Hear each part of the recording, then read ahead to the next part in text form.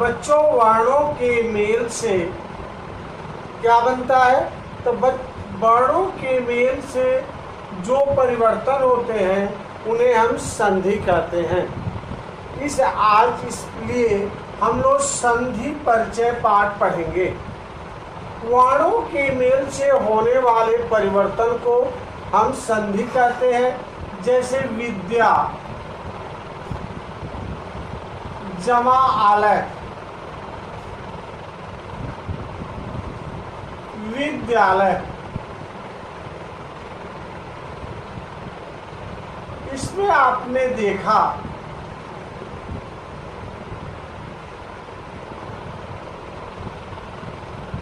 आ जमा आ मिलकर आ हो गया। इसी प्रकार देखा आपने गण जमा ईश, गणेश,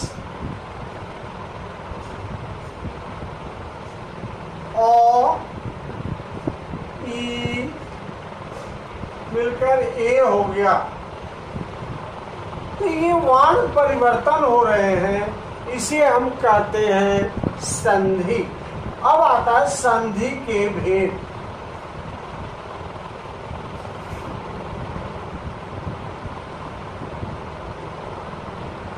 संधि के मुख्य 3 भेद होते हैं। संधि के 3 भेद। स्वर संधि,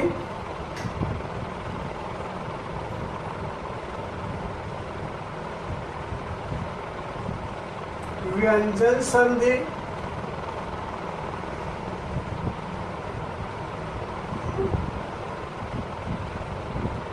विसर्ग संधि।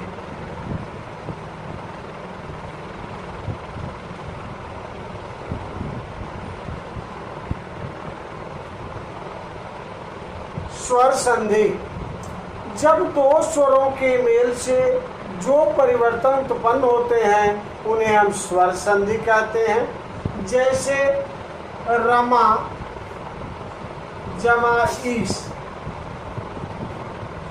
रमेश। विद्या जमा अर्थी,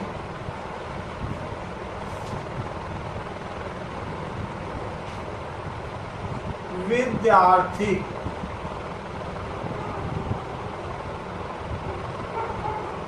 आपने देखा आ जमा ई मिलकर ए हो गया। आ जमा ओ मिलकर आ हो गया। ये आपके सामने ओ आ ई ए आ ओ आ, ये दोनों स्वर हैं। इनके मिलने से जो परिवर्तन होता है वह स्वर संधि होते हैं। अब आता है व्यंजन संधि। 2 व्यंजनों या व्यंजन और स्वर या स्वर और व्यंजन के साथ मिलने पर जो परिवर्तन उत्पन्न होते हैं उन्हें हम कहते हैं व्यंजन संधि। जैसे सप्त जमा जन, सज्जन। आपने देखा तो के बाद जो आने पर तो का जो हो गया। उत जमा चारण, उच्चारण।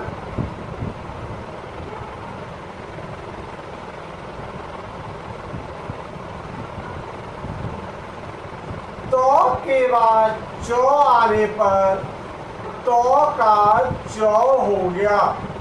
तो ये हो गई आपकी व्यंजन संधि। व्यंजन के बाद व्यंजन, व्यंजन के बाद व्यंजन या जगत जमा ईश्वर, जगदीश्वर। व्यंजन के बाद जगत जमा ईश्वर, जगदीश्वर।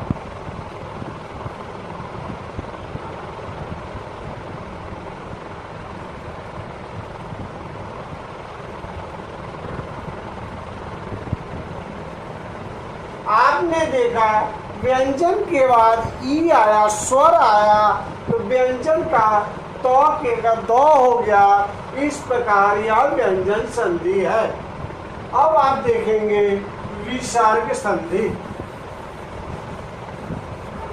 जब विसर्ग के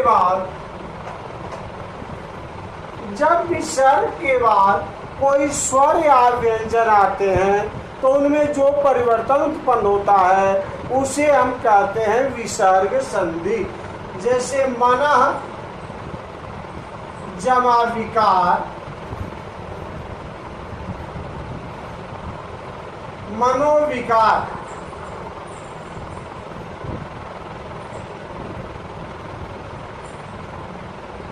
दो जमा चरित्र, चरित्र।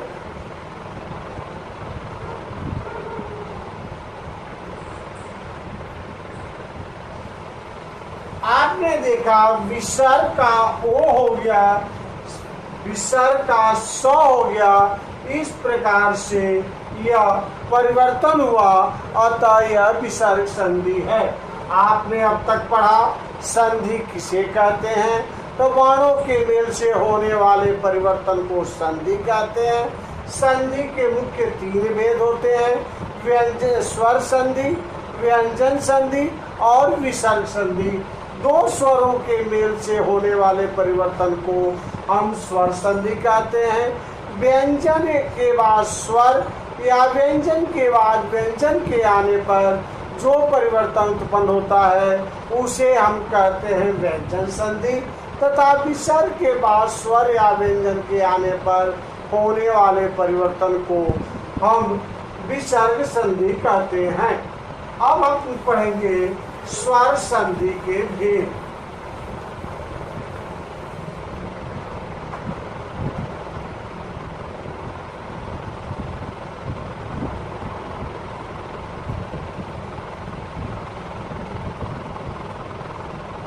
स्वर संधि के 5 भेद होते हैं।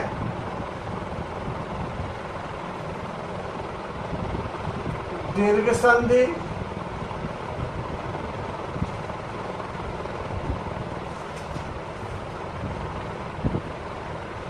गुण संधि,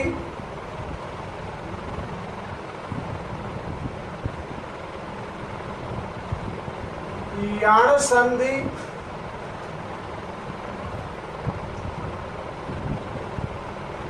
वृद्धि संधि,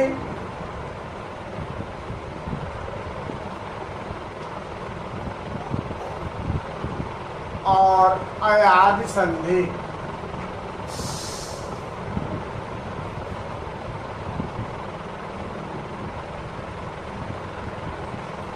जब ह्रस्व स्वर के बाद ह्रस्व स्वर या दीर्घ स्वर के बाद ह्रस्व या दीर्घ स्वर आते हैं तो उनमें जो परिवर्तन उत्पन्न होता है उसे हम दीर्घ संधि कहते हैं। जैसे मान लीजिए कि हमारे पास गिरी जमा ईस,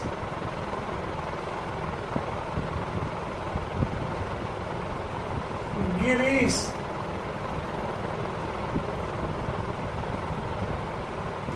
महाजमा उत्सव,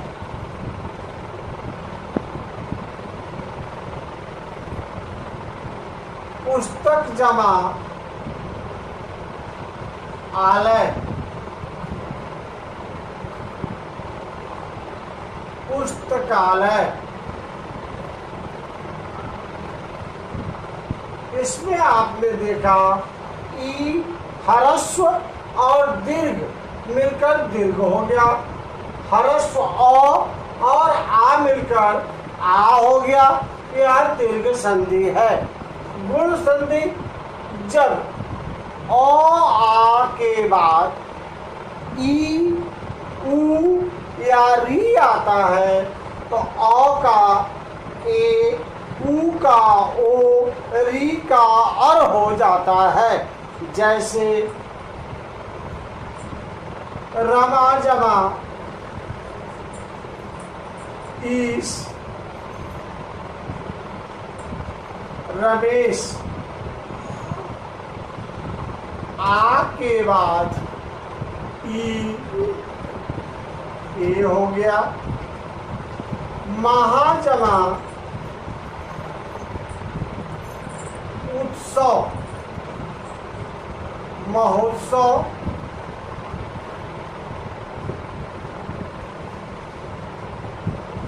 आ जमा ओ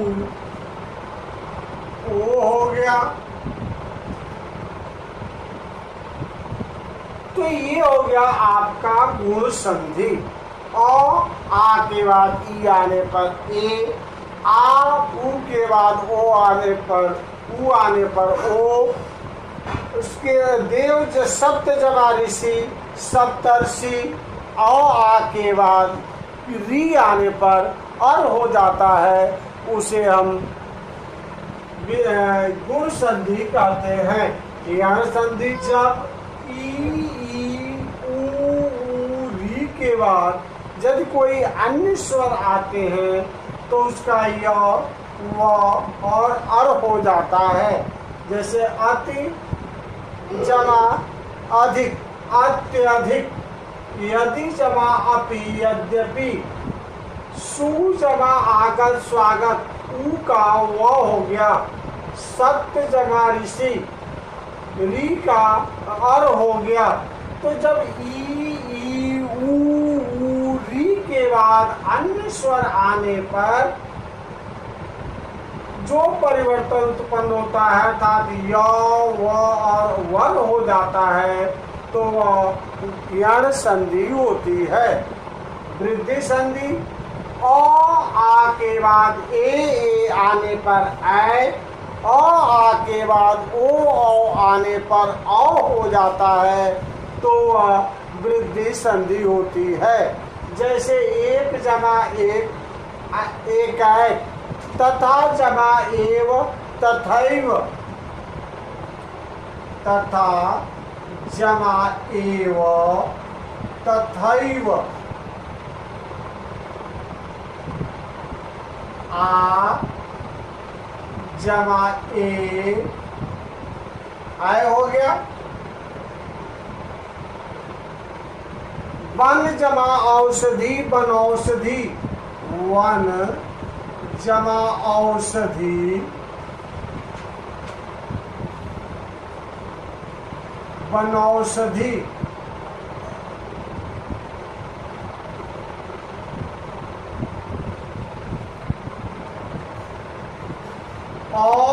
औ मिलकर औ हो गया।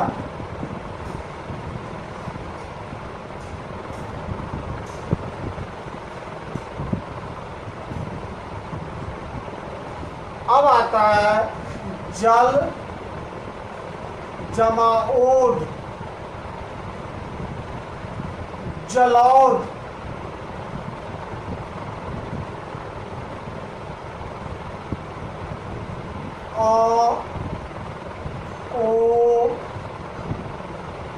ओ हो गया। यह हो गई वृद्धि संधि।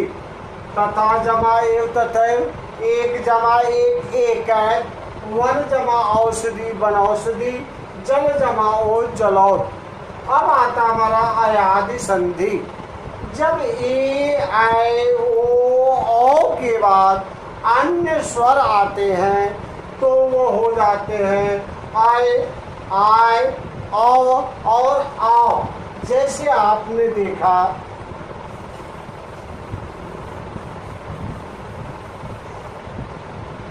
ने जमा अन,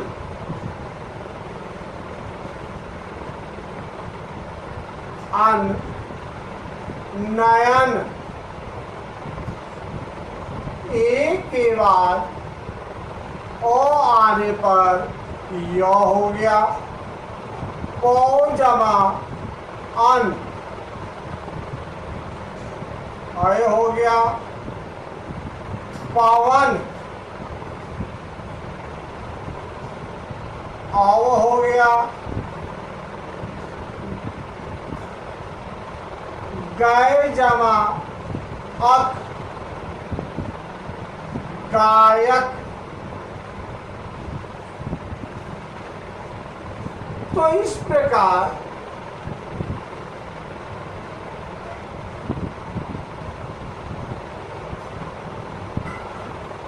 गायक और ए के बाद आय, ओ अन के बाद औ, ए और आय और के बाद आय हो गया। यह हो गई अयादि संधि। आपने पढ़ा स्वर संधि के 5 भेद होते हैं, दीर्घ संधि, गुण संधि, यण संधि, वृद्धि संधि और अयादि संधि। ह्रस्व दीर्घ के बाद यदि ह्रस्व या दीर्घ आता है, दीर्घ हो जाता है। औ, आ, ई के बाद अन्य स्वर आने पर